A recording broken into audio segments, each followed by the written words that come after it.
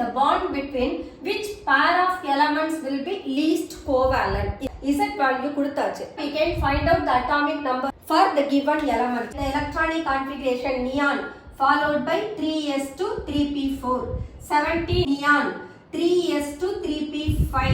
The element which has the atomic number of 18 is argon, and S whose atomic number is 19, we can write argon followed by 4s1.